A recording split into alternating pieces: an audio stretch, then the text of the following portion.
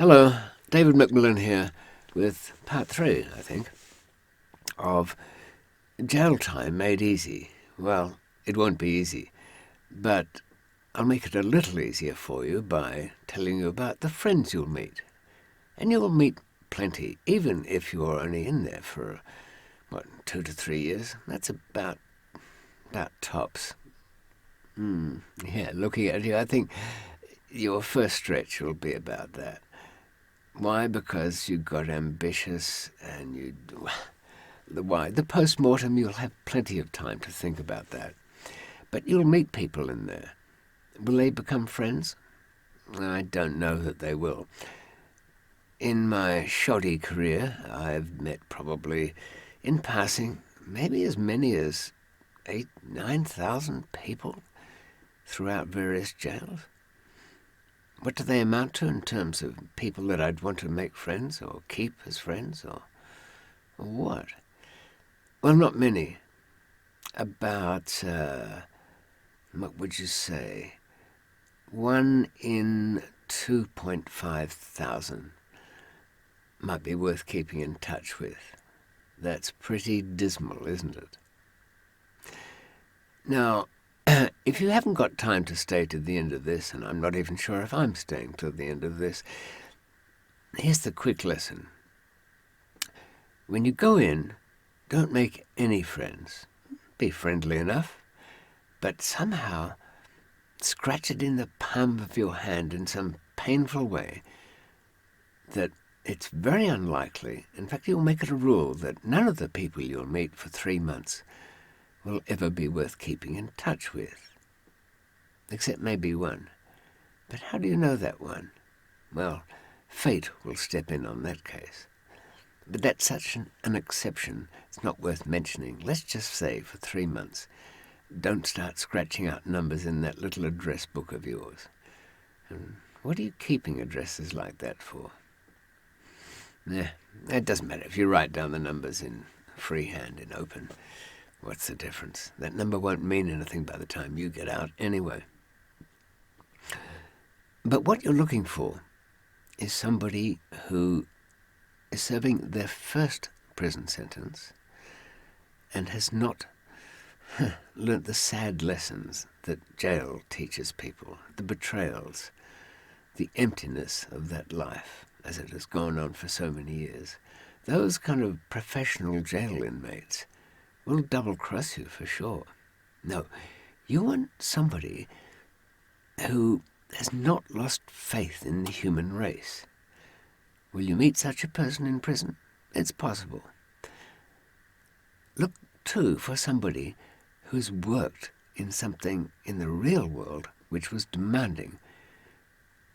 Say, ex-services people, somebody who was in the army. Doesn't have to be some mad psycho marine or something like that, but somebody who had to get out of bed in the morning, do something, and could actually follow an order. They're actually looking for somebody to give them orders. So something to keep in mind. Because most of the people you're going to meet will be simply looking at a way of stealing from you or setting you up for some kind of a fall. They start small. Perhaps your TV remote or your tobacco pouch or your toiletries. There's so many easy ways to test people. And beware of the inmate who lives like shit inside and says, well, I know my cell looks like trash and I dress like a tramp, but that's just me inside. I just put everything aside when I come in. You should see me on the out. I've got this, I've got that, I've got apartments, I've got girlfriends everywhere.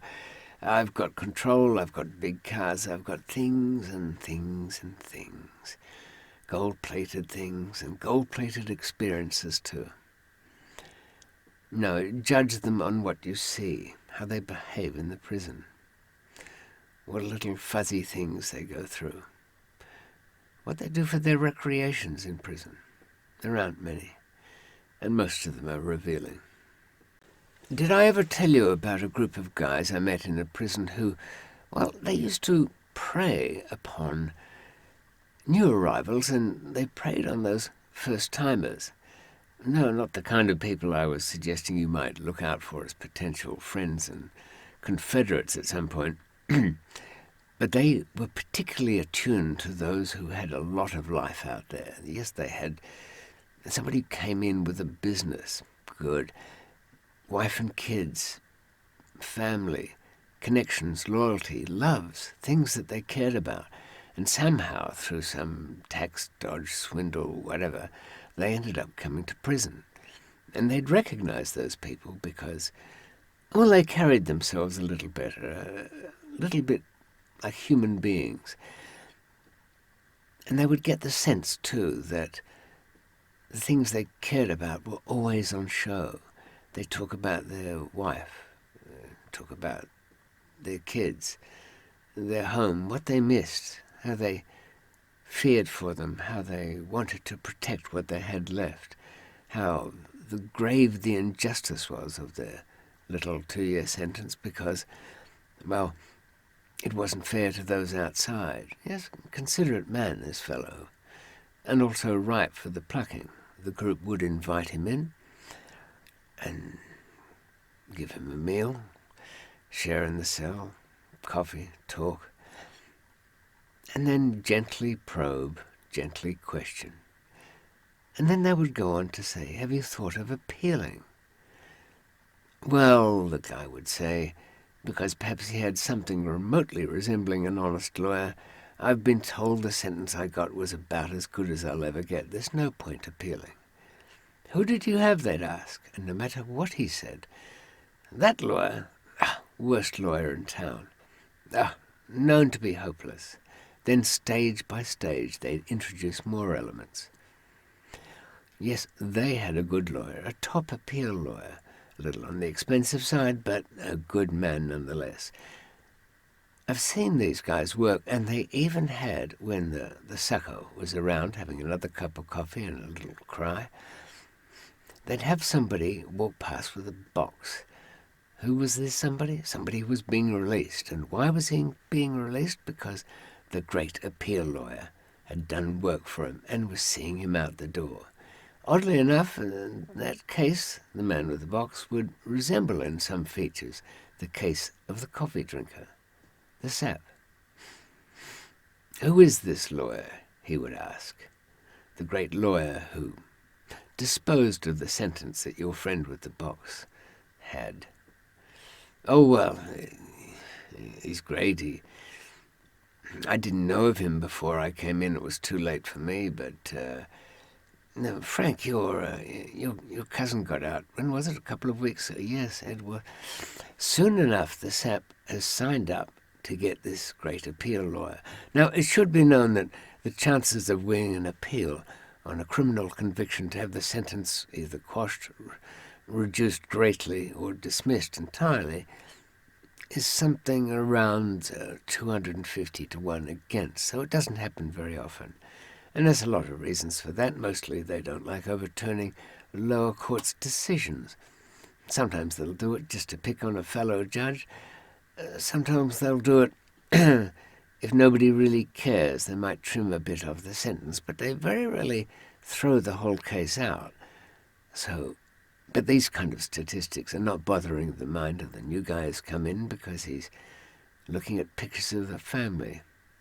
And one of them in the room is turning up the pressure by talking about his own wife, how he was in for only a couple of weeks, and she was unfaithful with his best friend, said Alex.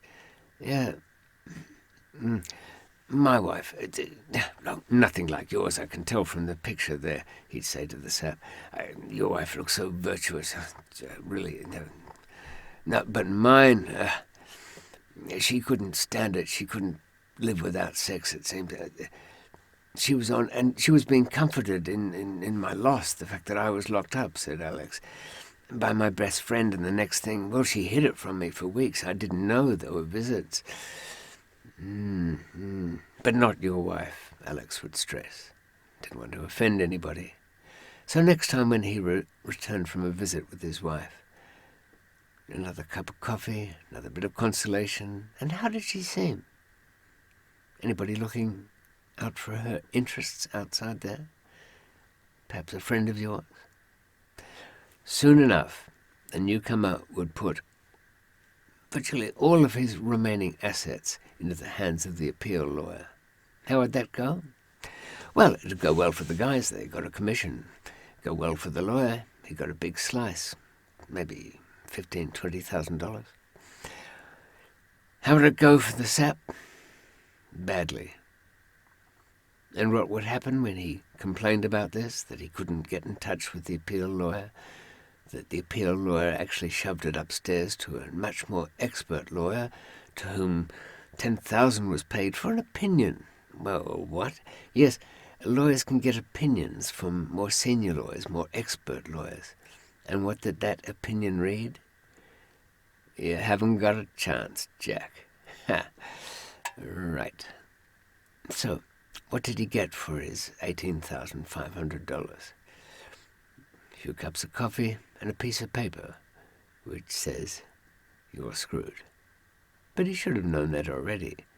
And he should have been taking the advice that I'm giving you now, which is, don't make too many friends in the first 3 months, if any. There's more to say about the kind of people you meet and what to do with them.